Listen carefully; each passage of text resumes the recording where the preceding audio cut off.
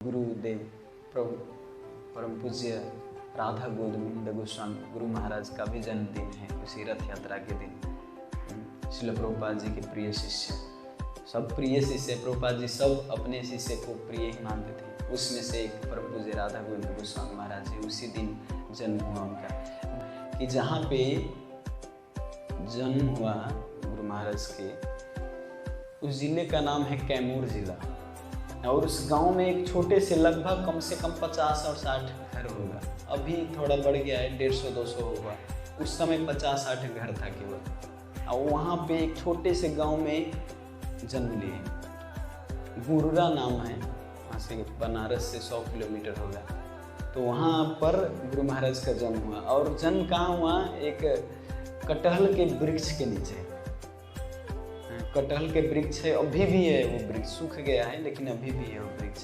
वहाँ पे अभी घर नहीं, लेकिन वृक्ष अभी भी है वहाँ पर। उस गांव में गुरु महाराज छोटे से शुभ नारायण नाम था उनका, बचपन का नाम शुभ नारायण। और जो राधा रमन नाम सुनते हैं आप, राधा रमन महाराज का नाम था राम नगीना।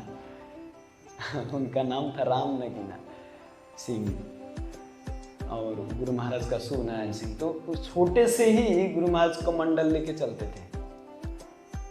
और कभी कभी साधु के जैसा वो व्यवहार करते थे, मतलब वैसे ही देखते हैं ना बच्चा लोग, दूसरे को देख के अपने को नकल करते हैं ना। तो गुरु महाराज सच में वो दूसरे को साथ में साधु संग में जाते थे, कभी कमंडल लेके जाते थे। तो शुरू सब साधु साधु ही कहते थे, बाबा जी बन गया, बाबा जी बन गया, ऐसे बाबा जी कहते थे।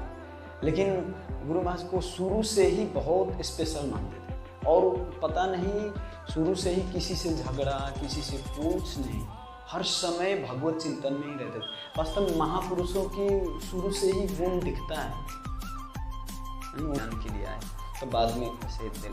तो परम पूज्य राधा गोविंद गोस्वामी महाराज, गुरु महाराज भी ऐसे ही शुरू से ही रामचरितमानस, भगवत गीता, भागवतम पढ़ते थे शुरू से ही।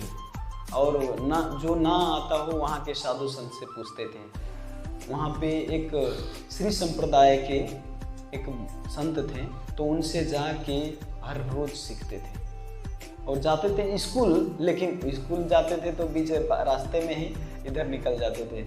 और वो वृक्ष, बट वृक्ष है, वो बड़ी घर जैसा वृक्ष थे। मैं कभी वीडियो दिखाऊंगा आपको। वो घर जैसा वृक्ष है, मतलब वृक्ष इतना मोटा है कि उस वृक्ष पर बैठ के आराम से आप बैठ के और भोजन और पढ़ाई सब कर सकते हैं। 3-4 आदमी आराम से बैठे होता है ना गाँव की तरह, बहुत बड़ा बड़ा वृक्ष। और वृक्ष के ऊपर जाके बैठ, कोई नीचे से देखेगा भी और छाया में, तो उस वृक्ष के ऊपर जाके बैठ के ऐसे सुनते थे। वो संत भी ऊपर ही बैठते थे, उनका कुटिया नीचे था, लेकिन उस पेड़ पे जाके बैठते थे। तो गुरु महाराज जी बाद में, जैसे सुभाष चंद्र जैन कॉलेज है एक वहाँ पर सासाराम में, तो वहाँ से बस में जाके और पढ़ाई की।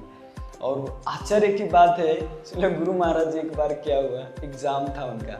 और शुरू में पहले, अभी तो चैतन्य महाप्रभु के मिशन में आए तो हरे कृष्ण कृष्ण कृष्ण हरे हरे, हरे राम राम राम हरे हरे।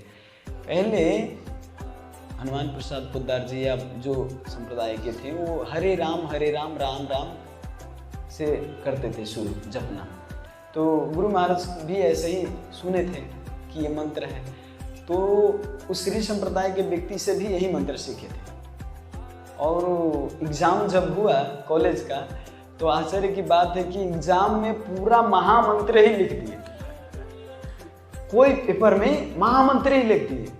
अब जो आता था वो लिखते थे, जो नहीं आता था वो महामंत्र वहाँ पे थक देते थे। और गुरु महाराज जी बताते गुरु महाराज की सेवा में सौभाग्य मिला था। गुरु महाराज जी बता रहे थे कि कैसा मूर्ख होगा टीचर की हमको, मतलब हरे राम महामंत्र लिखने के बाद भी वो हमको फुल मार्क दिए। हम फुल मार्क्स से पास हुए, सबसे ज़्यादा नंबर हमारा ही था। और खूब हंस रहे थे, पूरा एकदम खूब हंस रहे थे। हमको लग रहा था कि मैं भी ट्राई करूँ, आप लोग ट्राई मत कीजिएगा। अब वो उस श्रद्धा भाव से, हो सकता है इतना विश्वास था।